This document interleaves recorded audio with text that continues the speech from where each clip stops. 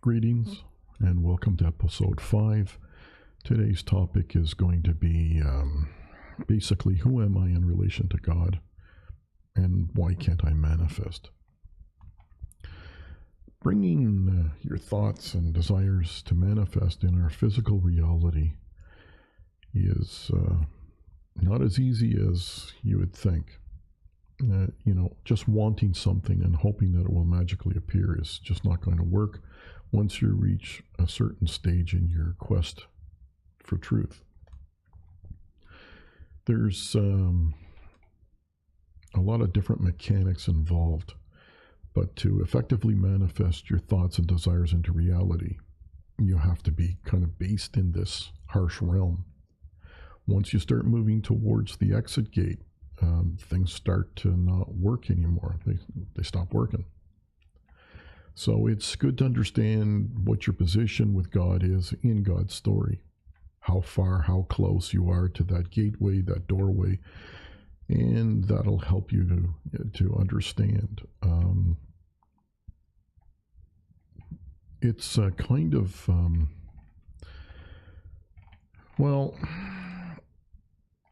I kind of recommend that people watch,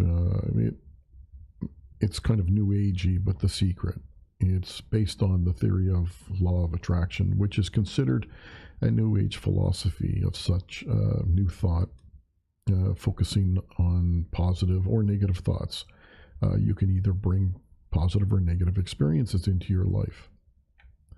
It's kind of based as, in the fact that we create our own reality.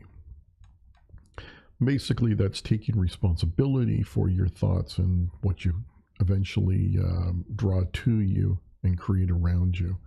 This was all, The Secret was based on Charles Haanel's work, The Master Key System, back in 1912, the turn of the century. And that's the basis and inspiration for Rhoda Byron's book, The Secret. So, knowing that and utilizing the law of attraction and the fact that you can no longer attract because you're no longer connected, you're kind of unplugged.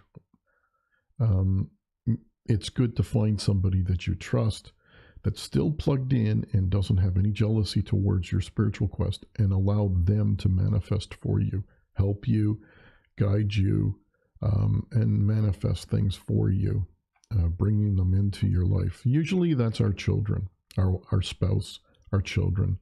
Our children are somebody that we can kind of trust with helping to keep us in a kind of a connected stage while we're disconnecting from reality. How far have you gone in your quest? How close are you to the gateway? Well, if you can barely hold on to the essentials, you're close. And that could be a comforting thought, but at the same time, though, it's not helping you pay the bills. So remember, it's difficult to be in two places at one time. It's not reasonable to expect to function with any degree of competency if you're not really here. You're here, but you're not really connected. You're unplugged. Again, we can use some computer terminology. You're kind of, your Wi-Fi has been turned off. You're here, you're functioning, but you're not connected to the beehive, the collective. You're more connected back to the Godhead, but that's not helping you in a physical reality, the harsh realm, as I call it, or as we call it. So, it's kind of like, what about things like religious people? Well, religious vocation is not the same as being on a spiritual quest. They just get deeper and deeper into the physical reality.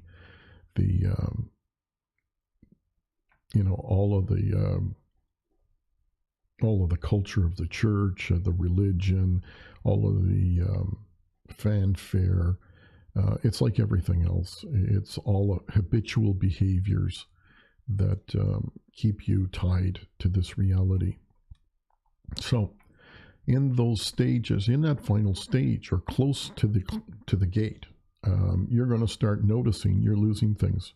You're losing your possessions. You're losing your friends. You're losing your jobs. The ability to sustain yourself in this reality, whether it's through loss, theft, fire, whatever. When you get close to that really close stage where you're ready to step through, but you're still tied somehow to this reality. Something's holding you here. It could be even as simple as your dog. Your dog could be keeping you here. You're afraid. You don't know who's going to take care of him. All of those things have to be dealt with, or you're going to be stuck at the doorway. So losing your job, losing your career, all of those things are all part of going bankrupt. If you can't let go, if you can't give it away, if you can't prepare for the next level and assign things, have somebody deal with all your finances for you, it's just going to fall apart. It's kind of like in the movie A Time Traveler, where he has to have created a structure, a warehouse for his time machine to be kept protected while he travels in time. If anything were to happen to that time travel machine, he'd be stuck in a time frame. Well, it's like that.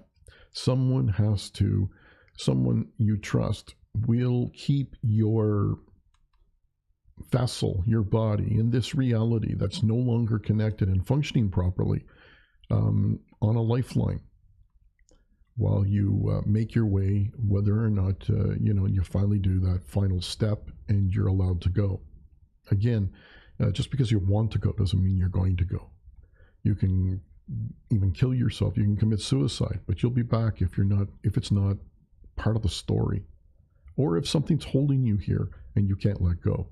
It just turns into a big mess. Your health is going to fail. You're going to struggle to sustain the basics of life, and all the people around you are going to see you as a mess, and they're going to start moving away from you. Most of the time, these are I believe at any one time, there's more young souls than there are older souls. And the old souls, we're working our way out of the reincarnation cycle. And it's very difficult to break the ties to this reality. Everything, friends, family, loved ones, keep us here. And until you can break those ties, if you can gently sever them and do it in your own time, give things away, clear your debt loads, all of those things, get rid of all of the things that hold you here, and then you'll have some control at the very end.